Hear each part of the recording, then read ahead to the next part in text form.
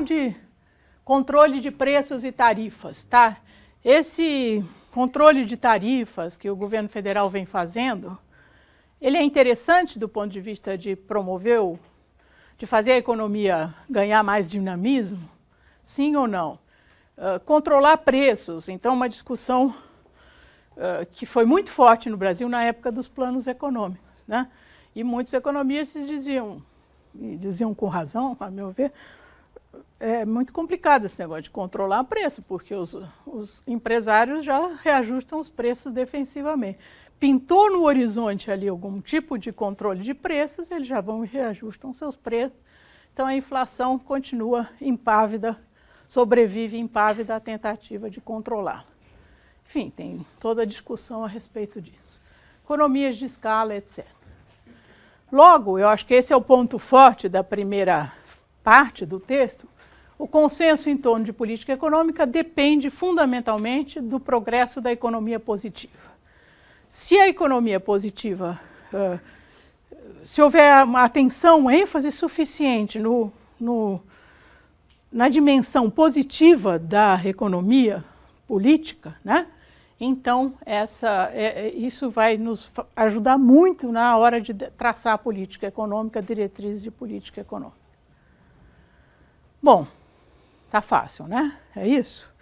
Algum comentário, alguma observação? Tem uma nota de rodapé aqui que ele fala do problema da identificação de um modelo e, pelo que eu entendi, para ele não tem muita importância se colocar um monte de variável espúria no modelo. O importante é ele predizer. Se tiver um monte de variável insignificante lá, é irrelevante. Eu não estou lembrando dos detalhes desse modelo, mas isso daí é a discussão dele com o pessoal da Comissão Coase. Os modelos eram modelos de múltiplas variáveis. Então, o que eles já estavam trabalhando com modelos do tipo equilíbrio walrasiano, né? Aquilo de vários fatores no mercado. E o Friedman, que não conhecia esses modelos, que não era tão sofisticado do ponto de vista econométrico, disse que não precisa. Se você puser as variáveis relevantes, você consegue prever bem. Então, para que você vai inflacionar a sua teoria com milhares de variáveis, né? Hoje em dia, os modelos são capazes de fazer isso, né? Você tem recursos econométricos para introduzir quantas variáveis você quiser. Então, aquela questão da simplicidade na discussão hoje em dia, ela tem que ser bem reequacionada. Mas é mais ou menos isso, porque eles tinham... Para quem gosta de econometria, é muito interessante olhar a história daquele período, porque tinha um problema que era muito discutido, que era o problema de identificação. Então, esse rodapé tem a ver com esse problema. E só para sair daqui, né, e deixar as pessoas interessadas pesquisarem por conta própria, inclusive porque eu não sou a pessoa mais indicada, eu conheço muito pouco disso, o que o Friedman está dizendo assim, não, simplifica esse modelo, coloca poucas variáveis, que você consegue um bom poder preditivo, não precisa ficar fazendo toda essa não maracutaia, mas toda essa parafernália econométrica do pessoal dessa comissão. Tá? Mais ou menos por aí. Mas tem uns rodapés interessantes no texto, né? E a gente, sabendo um pouquinho melhor da história que está por trás, a gente consegue até gostar dos rodapés, assim, apreciar, né?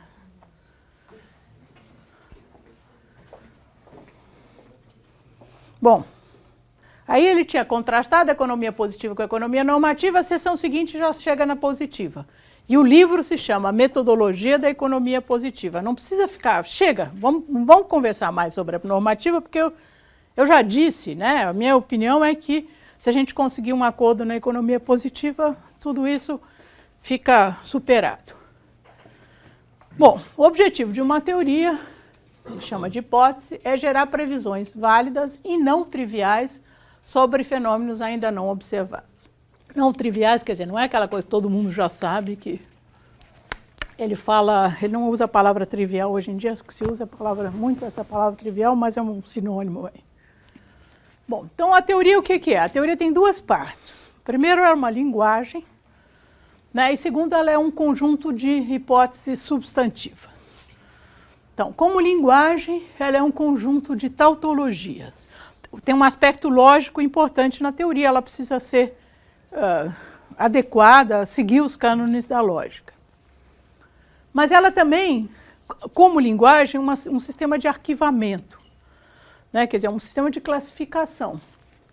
Ou seja, a contrapartida empírica dessa linguagem deve ser útil na análise de classes particulares de problemas concretos. Estou citando textualmente aí Friedman, né? Então, ela tem que ter essa dimensão de classificação. E o exemplo que ele dá a respeito disso é a questão quais são os fatores que afetam oferta e demanda de bens, né, na economia. Bom, tem todo um conjunto de fatores que afetam a oferta, a gente pode dizer, todo o conjunto de fatores que afetam a demanda, e tem efeitos cruzados, ou seja, tem fatores que afetam tanto a demanda quanto a oferta. E essa classificação é uma coisa importante para a gente conseguir melhorar a nossa linguagem, a nossa teoria como linguagem. Por outro lado, a economia não é só ou qualquer teoria, não é só uma linguagem, ela é também um corpo, quer dizer, um corpo sólido aí de hipóteses substantivas. Essa palavra é muito usada em inglês, substantivas, né, esse tipo de palavra, e a gente não usa com a mesma frequência, pelo menos em português, o que é uma hipótese substantiva? Quando vocês ouvem isso, o que chama a atenção de vocês?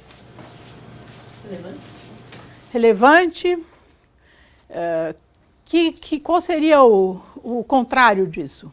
Hipóteses substantivas, hipóteses... Um contrário, pelo menos. Adjetivas. Tá? Então, substantivas são fortes, elas são centrais. Adjetivas, elas são mais circunstanciais, né? Então, em inglês usa-se muito substantivo e adjetivo para dizer o essencial e o secundário, vamos dizer assim. Então, esse corpo de hipóteses substantivas será julgado pelo seu poder preditivo. E aí, na página 168, 169, ele tem uma citação que acho que é importante a gente ver aqui. Érica, por favor. Vista como um corpo de hipóteses substantivas... Vista como corpo de hipóteses substantivas, a teoria será julgada pelo seu poder preditivo relativamente à classe de fenômenos que ela pretende explicar. Tão somente a evidência factual poderá mostrar se a teoria é certa ou errada, isto é, se ela será provisoriamente aceita como válida ou rejeitada. O único teste relevante para a validade de uma hipótese, o ponto em que me deterei mais longamente abaixo, é a comparação das suas previsões com a experiência. A hipótese é rejeitada quando suas previsões são contraditas, com frequência ou mais assiduamente do que as previsões oriundas da hipótese alternativa. É aceita quando suas previsões não são contraditas, e quanto maior confiança desperta, quanto maior o número de oportunidades em que poderia ter se visto contradita. A evidência factual jamais prova uma hipótese, pode apenas deixar de refutá-la, e é isso justamente o que se entende ao dizer, de maneira um tanto inexata, que uma hipótese foi confirmada pela experiência. Então, se a gente não só tivesse lido Popper, né, reagiria assim, poxa, isso aqui é Popper. Né, ele leu Popper. Popper foi traduzido para o inglês em 1946. É possível que ele tenha lido realmente. Então, aqui está bastante colado, assim, bastante afim com a visão de Popper, quando ele fala uma hipótese pode ser provisoriamente aceita ou rejeitada, o que importa é a comparação com a experiência, as previsões que são contraditadas, é que ele diz, acho que contraditas também serve, a evidência jamais prova uma hipótese, etc. e tal. As pessoas realmente reagiram dessa forma quando leram esse texto pela primeira vez, depois eles foram investigar melhor e chegaram à conclusão que aqui é a influência do tal do Carnap, que é colega dele na Universidade de Chicago. eu acho que no departamento de matemática. E o que reforça essa conclusão é que mais adiante ele fala da confiança que se pode depositar numa teoria. E o Carnap tinha essa questão, uma teoria que já se viu várias vezes corroborada, vamos dizer assim, a gente é mais confiável, a gente deposita mais confiança nela. Aqui vocês chamam atenção nesse parágrafo que a Érica leu, a quantidade de aspas que tem, não é um texto muito cheio de aspas, mas neste ponto tem várias aspas, ela é certa ou ela é errada, tudo entre aspas, etc. Aceita, rejeitar, etc. e tal. Bom, continuando, Friedman diz que o número de fatos observados é sempre finito, mas que há sempre hipóteses diferentes, infinitas, na verdade, hipóteses ou teorias compatíveis com aquela evidência. Quer dizer, dado uma evidência qualquer, eu posso conceber milhares de teorias, né, infinitas, talvez seja um pouco de exagero, porque afinal tem limites para isso, que as pessoas vão dedicar a isso, se encontrarem uma razoável, ficam com ela, não ficam pesquisando tanto. Mas, enfim, há inúmeras possibilidades. Voltando para aquela questão da relação entre teoria e empiria, né? Você tem ali uma evidência empírica qualquer, você tem várias teorias que podem prever aquilo mesmo, que são compatíveis com aquilo. Portanto, como é que eu vou fazer para escolher minha teoria, né? Para definir qual é a boa teoria? A escolha é sempre arbitrária, necessariamente arbitrária. Ele está concordando com isso. Então, tem uma certa arbitrariedade na escolha, necessariamente. Mas tem alguns critérios que a gente pode usar para pautar essa escolha, para guiar essa escolha. Os dois principais são simplicidade e fecundidade, né? Como é que ele define, na página 170, o que é simplicidade e o que é fecundidade? Se ela parte de uma base mais, com poucos pressupostos, ela é simples. Aqui tem uma ideia de custo-benefício, né? Você precisa menos conhecimentos iniciais para fazer sua previsão. Beleza, essa teoria é mais simples, porque o benefício que ela gera é comparável de uma teoria que você teve que entrar em vários detalhes que essa teoria não entra. Então, se você conseguir, por exemplo, pressupostos bem abstratos e necessariamente realistas, né, você não precisa lidar com a diversidade da realidade econômica. Você pode dizer, olha, sempre a oferta e demanda se encontram de determinada maneira. Não precisa dizer de que bem é, em que mercado é, se é um mercado competitivo ou não é competitivo. Certo? Então, você está trabalhando num nível de muito poucas variáveis e muito pouco conhecimento inicial a respeito da realidade, por exemplo. A abstração vai ser maior, o nível de abstração. Vai ser maior. Então, ela vai ser mais simples, porque é mais abstrata. Ela se adequa a um número maior de circunstâncias. Tá? Se adequa em princípio, né? Mas esses conhecimentos iniciais não são os pressupostos. Podem ser a respeito dos pressupostos. Por exemplo, você vai dizer assim, é um mercado geograficamente instável, os custos de produção são altos porque o custo de transporte é muito alto. Você vai esquecer tudo isso. Vai colocar isso naquilo que você não vai levar em consideração na hora de formular a sua generalização. Bom, e a fecundidade, Alain, como é que é a questão da fecundidade? Como é que ele define fecundidade?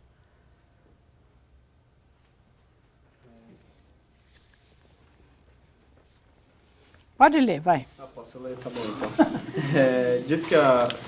Disse que é mais fecunda se as previsões resultantes são mais precisas, se a área em que a teoria permite as previsões é mais ampla e se o número de linhas de investigação sugerido é maior. Tá. Então, previsões mais fecundas, área mais ampla de previsões, número de linhas de investigação sugeridas, quer dizer, de programas de pesquisa que podem se apoiar nessa teoria, é maior. Aqui eu acho que, depois pela discussão, a gente percebe que uma teoria na qual ele confia, quer dizer, que ele coloca essa expectativa, é a teoria da seleção natural. Que vale tanto para a Folha, quanto para os empresários, por exemplo, quanto para o jogador de bilhar até. Né? Então, nesse sentido, essa teoria ela é simples, ou pelo menos ele acha que ela é simples, E ela é muito geral, ela se aplica tanto a fenômenos de natureza biológica quanto a fenômenos de natureza humana. Bom, e aí tem essa questão, que eu acho que eu já mencionei para vocês outras vezes, ele repete de alguma forma aqui, ele concorda com o Stuart Mill, falando que não é possível fazer experimentos na economia, na verdade nas ciências sociais. Experimentos entendidos como experimentos controlados, à semelhança dos que são feitos em laboratórios. Portanto, a gente precisa confiar na evidência, que é essa experiência empírica não controlada. Já que não dá para fazer experimentos, infelizmente, como na física, mas até na física tem uma área, astronomia, que não faz experimentos e tarará, por aí. No texto, o Friedman fala que uma teoria não deve ser posta em teste pelos seus pressupostos. Mas e quando tem eventos históricos em que as teorias falharam justamente pelos pressupostos que elas proibiam? Por exemplo, o keynesianismo, ele falhou quando ele proibia a estagflação e acabou acontecendo.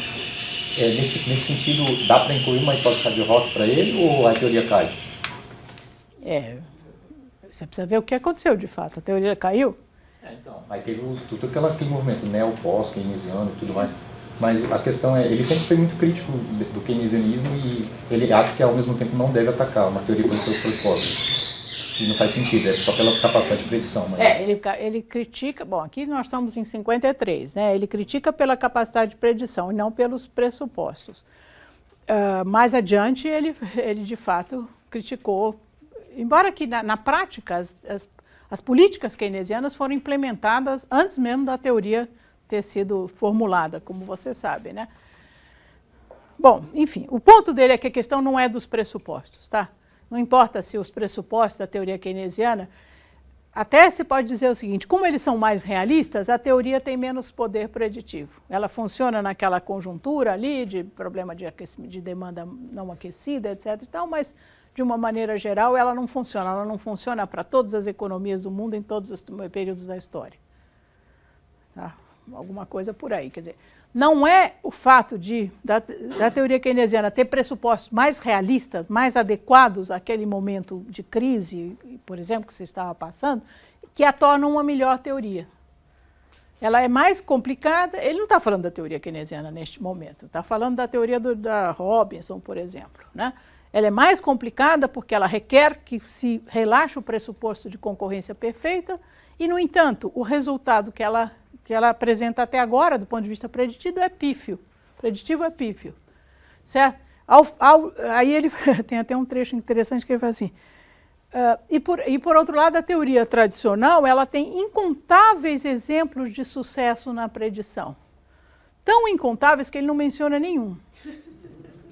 Não estou dizendo que não existam, mas quando a pessoa fala uma coisa dessas num texto, ela tem que fazer uma referência, tá? Vejam, tal,